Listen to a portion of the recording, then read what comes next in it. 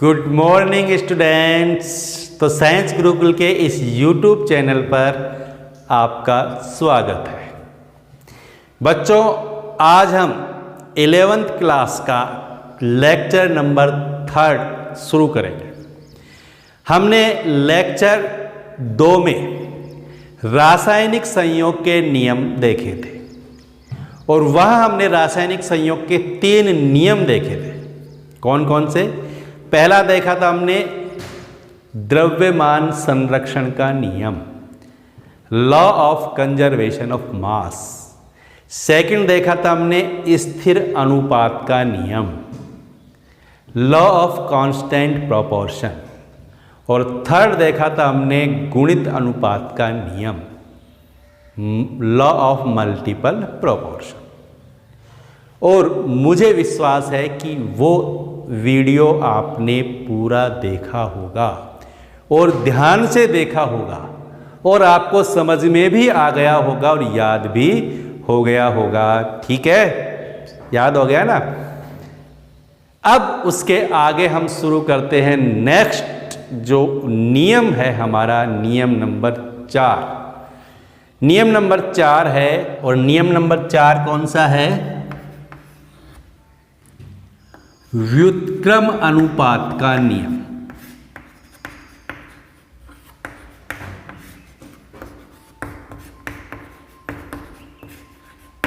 व्युत्क्रम अनुपात का नियम, लॉ ऑफ रेसिप्रोकल प्रोपोर्शन।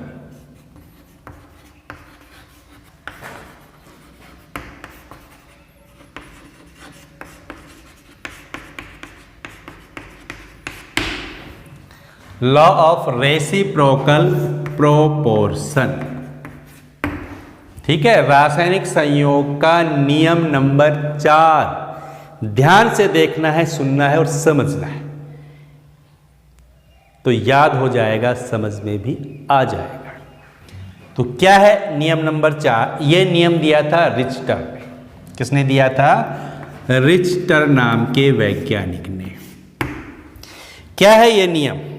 ये नियम क्या कहता है कि दो भिन्न भिन्न तत्व, ध्यान से सुनेंगे, दो भिन्न भिन्न तत्व जब किसी तीसरे तत्व के निश्चित द्रव्यमान से संयोग करते हैं तो संयोग में उनके द्रव्यमानों का अनुपात समान होता है या उनके आपस में संयोजन के अनुपात का सरल गुणक होता है।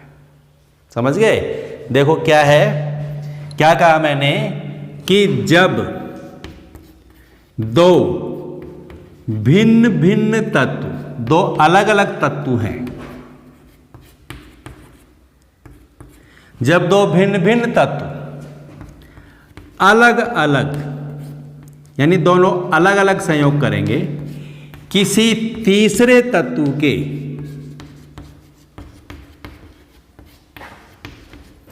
निश्चित द्रव्यमान से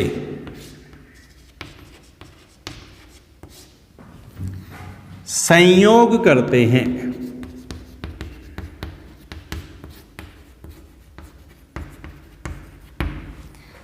तो संयोजन में, जो ये संयोजन हो रहा है उसमें उनके द्रव्यमानों का अनुपात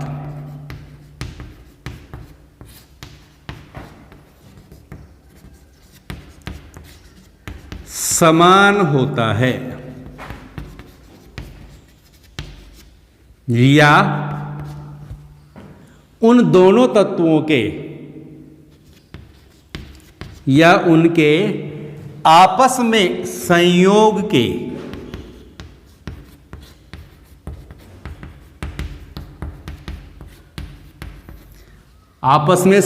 के द्रव्यमानों के अनुपात का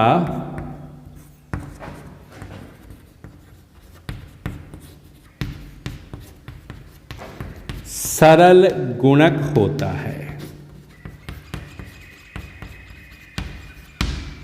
ठीक है, नियम आपको थोड़ा सा ऐसा लग रहा होगा, थोड़ा टिपिकल लग रहा होगा, लेकिन ध्यान से पढ़ोगे तो बहुत सरल लगेगा आपको, और समझ में आने के बाद तो और भी ज़्यादा सरल हो जाएगा। देखो क्या कह रहा है, ये दो भिन्न भिन्न तत्व हैं, दो अलग अलग तत्व हैं, और वो किसी तीसरे तत्व के साथ, तीसरे तत्व के निश्चित द्रव्यमान के साथ संयोग करते हैं, तो उनके संयोग में जो द्रव्यमानों का अनुपात है या तो समान होगा, या फिर जब वो आपस में एक दूसरे संयोग करेंगे तो संयोग में जो उनके द्रव्यमानों का अनुपात है उसका क्या होगा, उसका क्या होगा, वो सरल गुणक होगा।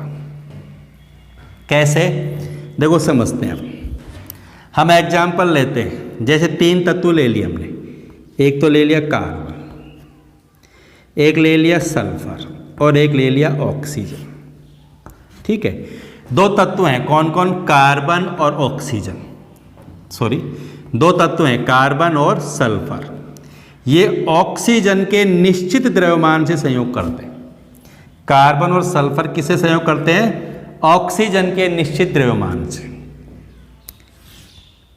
इस तरह बना देता हूं मैं, ज़्यादा अच्छा समझ में आ जाएगा आपको। ये तो है इधर कार्बन, इधर है सल्फर और इधर है ऑक्सीजन। अब देखो इसमें क्या लिखा है, जब दो भिन्न भिन्न तत्व गए, एक कार्बन हो गया एक सल्फर हो गया, किसी तीसरे तत्व कौन हो गया, ऑक्सीजन के निश्चित द्रव्यमान से संयोग करते हैं। कार्बन ऑक्सीजन से संयोग करके क्या बनाता है, CO2। सल्फर ऑक्सीजन से संयोग करके क्या बनाता है, SO2। ठीक है, ये इससे संयोग करके CO2 बना रहा है, ये इससे संयोग करके SO2 बना रहा है। ऑक्सीजन से संयोग कर रहे हैं और आपस में संयोग करते हैं तो क्या बनाते हैं दोनों, ये CH2। कार्बन और सल्फर आपस में संयोग करके CH2 बनाते हैं। अब नियम क्या कह रहा है कि ये 2 भिन्न भिन्न तत्व ऑक्सीजन के निश्चित द्रव्यमान से संयोग करते हैं। यहां पर कार्बन ऑक्सीजन के कितने द्रव्यमान से संयोग कर रहा है, ऑक्सीजन के 2 परमाणु हैं O2। ऑक्सीजन का परमाणु भार क्या होता है, 16, कार्बन का 12, सल्फर का 32।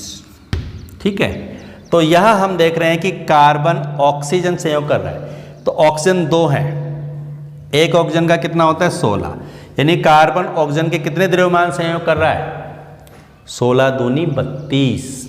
समझ गए, एक ऑक्सीजन का 16 है, यहाँ 2 ऑक्सीजन है तो कितना हो गया, 32। तो कार्बन ऑक्सीजन के 32 ग्राम से संयोग कर रहा है। इसी तरह यहाँ सल्फर भी ऑक्सीजन के 32 ग्राम से कर रहा है, क्योंकि यहाँ पर भी ऑक्सीजन के 2 ही परमाणु हैं। तो क्या हो रहा है यहाँ पर, कार्बन का कितना है, कार्बन 1 परमाणु है और कार्बन का परमाणु भार कितना है, 12, यानी कार्बन का 12 ग्राम ऑक्सीजन के 32 ग्राम से संयोग करता है। कार्बन का 12 ग्राम ऑक्सीजन के 32 ग्राम से संयोग करता है।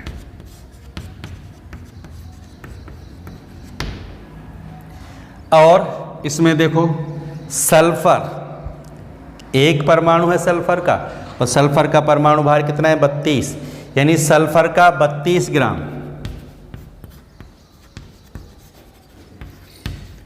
ऑक्सीजन के कितने ग्राम से, ऑक्सीजन भी यहाँ 2 है तो 16 दूनी 32 ग्राम से संयोग करता है। समझ में आ गई बात। कार्बन और सल्फर 2 अलग अलग तत्व हैं जो ऑक्सीजन के 32 ग्राम से एक निश्चित द्रव्यमान से संयोग करते हैं। ठीक है, तो अब इनके द्रव्यमानों का अनुपात निकालें हम। CO2 में और SO2 में, CO2 में कार्बन का और SO2 में सल्फर का द्रव्यमान क्या है, CO2 में कार्बन का द्रव्यमान अनुपात SO2 में सल्फर का द्रव्यमान। CO2 में कार्बन का तो कितना है, 12, और SO2 में सल्फर का कितना है, 32। कार्बन और सल्फर के द्रव्यमानों का अनुपात निकालेंगे हम। तो कितना आ गया 4 तिया 12, 8 चौक 32, यानी 3:8। यही आया ना। CO2 में कार्बन और SO2 में सल्फर के द्रव्यमानों का अनुपात क्या आया 3:8। ऑक्सीजन तो दोनों में समान है। अब नियम आगे क्या कह रहा है, उनके आपस में संयोग। अब ये दोनों आपस में संयोग करके क्या बनाते हैं CH2। आपस में संयोग के द्रव्यमानों के अनुपात का सरल गुणक होता है। तो इनका आपस में संयोग करने वाले द्रव्यमानों का अनुपात निकालो। CH2 में कार्बन व सल्फर के द्रव्यमानों का अनुपात।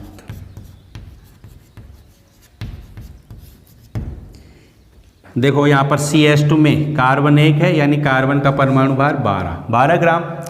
इसमें कार्बन का 12 और सल्फर कितने हैं 2, यानी 32 दूनी 64, अनुपात 64। समझ में आ गई बात। यहाँ कार्बन का द्रव्यमान 12, सल्फर का 32 दूनी 64, तो इन दोनों का अनुपात क्या हो गया 4 से काट दें, 4 तिया 12 और 16 चौका 64, 3:16। क्या आया यहाँ पर 3:16। CH2 में कार्बन और सल्फर के द्रव्यमानों का अनुपात 3:16 है, जबकि CO2 और SO2 में कार्बन और सल्फर के द्रव्यमानों का अनुपात क्या है 3:8। ठीक। अब ये जो अनुपात है, ये अनुपात और ये अनुपात, CH2 में कार्बन और सल्फर के द्रव्यमानों का अनुपात कितना है 3:16, जबकि CO2 में कार्बन और SO2 में सल्फर के द्रव्यमानों का अनुपात कितना है 3:8। यानी यहाँ पर कार्बन और सल्फर के द्रव्यमानों का अनुपात ही तो है ये। CO2 में कार्बन का और SO2 में सल्फर के द्रव्यमानों का अनुपात, यानी कार्बन और सल्फर के द्रव्यमानों का अनुपात है 3:8। और यहाँ पर CH2 में कार्बन और सल्फर के द्रव्यमानों का अनुपात है 3:16। अब इनको देखिए कि ये 3:16 और 3:8 एक दूसरे के सरल गुणक हैं। कैसे? देखो यहाँ CO2 में कार्बन और SO2 में सल्फर के द्रव्यमानों का अनुपात 3:8 है, तो हम इसको इस तरह लिख सकते हैं 3/8। 3:8 का मतलब 3/8 लिख सकते हैं ना। इसी तरह CH2 में कार्बन और सल्फर के द्रव्यमानों का अनुपात 3:16, यानी 3/16। ठीक है। अब इनको काट देंगे, 3 से काट देंगे, 3 एकम 3, 8 एकम 8, 8 दूनी 16। इसको हल करेंगे तो कितना आ जाएगा 2:1। कितना आ जाएगा 2:1, जो कैसा अनुपात है, एक सरल अनुपात है। कैसा है? सरल अनुपात होता है।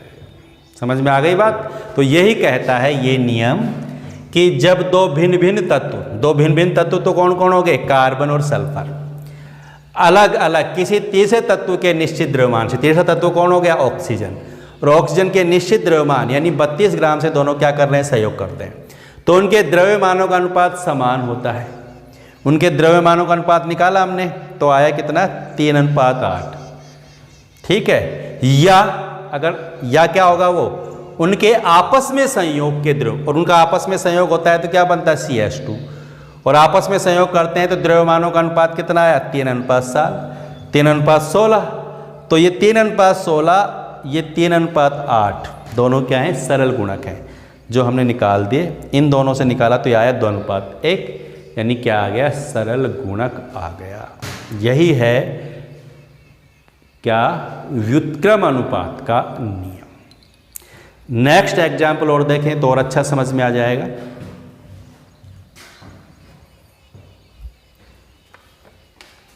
नेक्स्ट एग्जाम्पल देखें, ये हम लेते हैं एक तो क्या, ऑक्सीजन, एक लेते हैं सल्फर और एक लेते हैं हाइड्रोजन।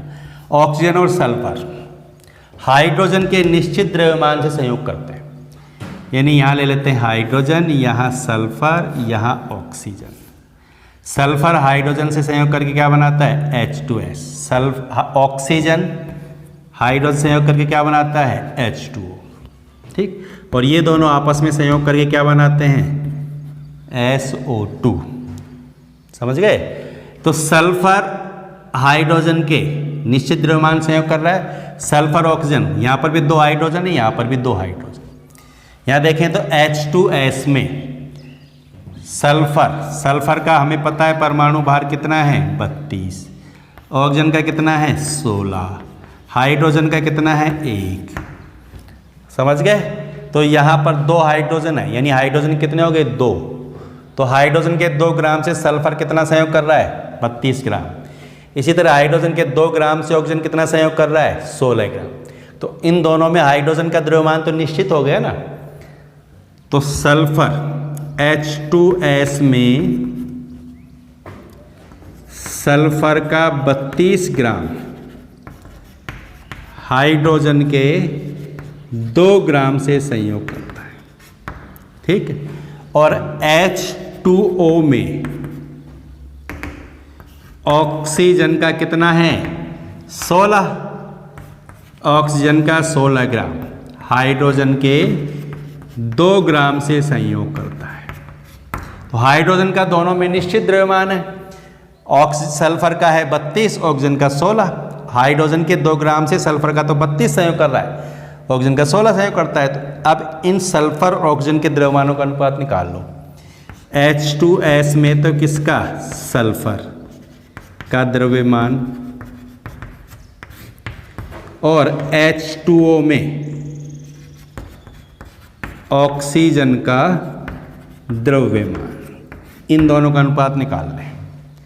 तो सल्फर कितना है यहाँ पर 32, ऑक्सीजन कितना है यहाँ पर 16, अनुपात कितना आ गया 2:1। 2:1 आ जाएगा ना। 16 एकम 16, 16 दूनी 32। अब देखो आपस में संयोग करते हैं, सल्फर ऑक्सीजन आपस में संयोग करते हैं, तब इनके द्रव्यमानों का अनुपात क्या है। यहां तो सल्फर ऑक्सीजन के द्रव्यमान का अनुपात आ गया 2:1, लेकिन आपस में संयोग करते हैं तो सल्फर ऑक्सीजन के द्रव्यमान का अनुपात क्या है। आपस में संयोग करके क्या बना रहे हैं ये SO2। तो SO2 में सल्फर का द्रव्यमान अनुपात ऑक्सीजन का द्रव्यमान, यहां कितना है सल्फर 32 और यहां ऑक्सीजन कितने हैं 2, यानी 16 दूनी 32, ये भी 32, यानी अनुपात कितना आ जाएगा 1:1। तो यहां तो इनका अनुपात है 2:1 और यहां कितना है 1:1, यानी ये अनुपात इस अनुपात का क्या है सरल गुणक होगा ना। सरल गुणक 1:1 है, ये 2:1 है, तो ये अनुपात उस अनुपात का सरल गुणक हो गया नहीं हो गया। देखो यहाँ तो आ गया 2:1 यानी 2/1, यहाँ आ गया 1/1, तो अनुपात क्या आ जाएगा 2:1। दोनों का निकालें। इसके द्रव्यमान का अनुपात 2:1 यानी 2/1, इसके द्रव्यमान का अनुपात 1:1 यानी 1/1। तो ये अनुपात इस अनुपात का क्या है सरल गुणक है। क्लियर? समझ में आ गई बात? कोई दिक्कत नहीं है। यही है व्युत्क्रम अनुपात का नियम। ध्यान से देखना है, सुनना है, समझना है। थोड़ी सी कोशिश करोगे तो नियम समझ में आएगा। इम्पोर्टेंट नियम है, समझ में आना चाहिए। ठीक, दोबारा सुनेंगे क्या कहा मैंने कि जो 2 तत्व, यहां देखो 2 तत्व ऑक्सीजन और सल्फर अलग अलग, तीसरे तत्व हाइड्रोजन के निश्चित द्रव्यमान से संयोग करते हैं, तो क्या होता है, तो इनके द्रव्यमानों का अनुपात समान होता है, या समान नहीं है तो क्या होगा, या इनके आपस में संयोग, जब ये आपस में संयोग करते हैं तो संयोग करने पर इनके जो द्रव्यमानों का अनुपात आएगा उसका क्या होगा, सरल गुणक होगा। यानी ये अनुपात इस अनुपात का क्या होगा, सरल गुणक। और ये सरल गुणक है, पता लग रहा है हमें। यही है किसका नियम, व्युत्क्रम अनुपात का नियम। ठीक है।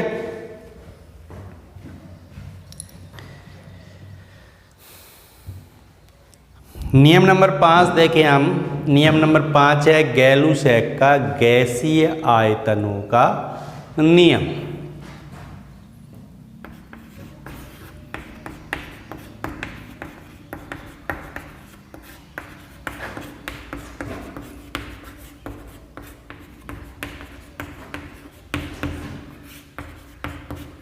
गैलुसैक का गैसीय आयतनों का नियम। देखो सिंपल नियम है, ध्यान से देखना है गैलुसैक का नियम। गैलुसैक ने क्या कहा कि समान ताप और दाब पर, जब ताप और दाब समान हो तो गैसें सदैव एक सरल अनुपात में संयोग करती हैं। गैसों का संयोग एक सरल अनुपात में होता है, और यदि उनके संयोग से बनने वाला उत्पाद भी गैस है तो गैसीय उत्पाद का आयतन क्रियाकारी गैसों के आयतन के सरल अनुपात में होता है। क्या है नियम? समान ताप व दाब पर गैसें सदैव सरल अनुपात में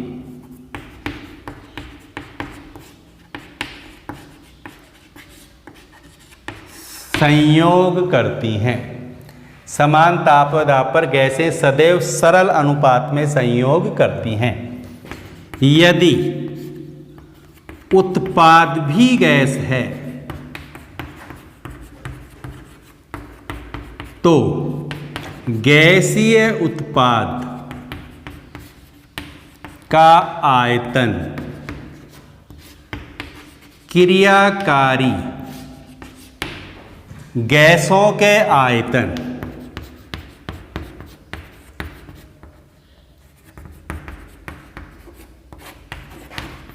क्रियाकारी गैसों के आयतन के सरल अनुपात में होता है।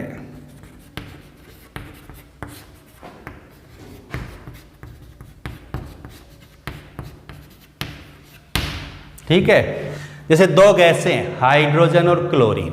एक तो है हाइड्रोजन H2 गैस, और एक है क्या? Chlorine gas.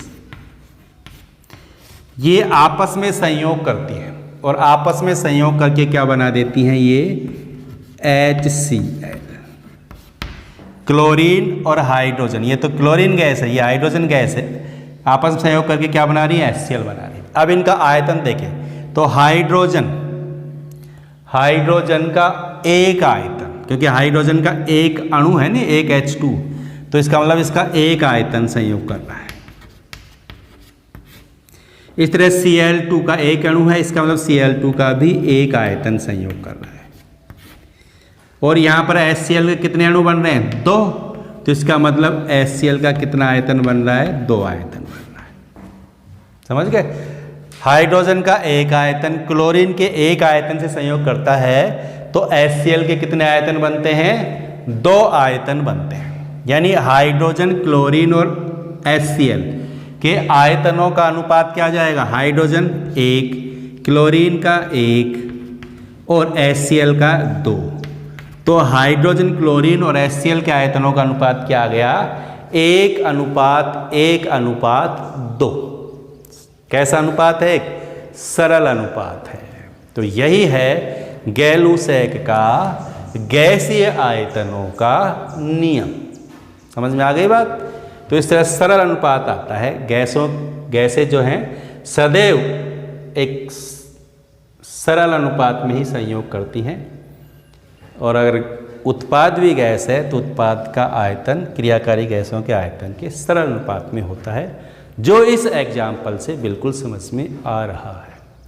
तो ये हो गया गैलुसैक का गैसीय आयतनों का नियम। तो ये हमने 2 नियम पढ़े, व्युत्क्रम अनुपात का नियम और गैलुसैक का गैसीय आयतनों का नियम। टोटल 5 नियम देखे हमने रासायनिक संयोग के। ठीक है, वीडियो को ध्यान से देखोगे, पूरा देखोगे तो ये नियम आसानी से समझ में आ जाएंगे। इम्पोर्टेंट नियम है, इसलिए ध्यान से देखना और समझना है। हो सकता है पहली बार देखने पर आपको थोड़ा सा समझ में आने में दिक्कत आए, लेकिन अगर पहली बार में समझ में नहीं आता है तो वीडियो को दोबारा देखो, अवश्य समझ में आएगा। और फिर भी कोई दिक्कत आती है तो कमेंट बॉक्स में आप कमेंट कीजिए, आपको दिक्कत नहीं आएगी। आपकी जो भी समस्या होगी उसको समाधान कर दिया जाएगा। ठीक है बच्चों, तो ध्यान से देखना है, वीडियो को पूरा देखना है, समझना है, लगातार पढ़ते रहना है। लगातार पढ़ते रहोगे तो जीवन में सफल हो जाओगे। नेक्स्ट वीडियो में नेक्स्ट टॉपिक लेकर के आएंगे हम। देखो रासायनिक संयोग के नियम भी आप पढ़ चुके हैं, 9th क्लास की बुक में पढ़ा है हमने साइंस की में, ध्यान देना। उन्हीं को हम दोबारा रिवाइज कर रहे हैं। यहाँ तो हम वो चीज़ पढ़ रहे हैं जो आप पहले पढ़ चुके हैं। इस चैप्टर में वही सारे टॉपिक्स हैं जिनको हम पिछली क्लासेस में पढ़ चुके हैं। नेक्स्ट वीडियो में हम और इम्पोर्टेंट टॉपिक लेकर के आएंगे, नेक्स्ट टॉपिक लेकर के आएंगे। वहाँ हम बात करेंगे परमाणु की, अणु की, परमाणु भार क्या होता है, अणु भार क्या होता है, इन सब की बात करेंगे। ठीक है बच्चों।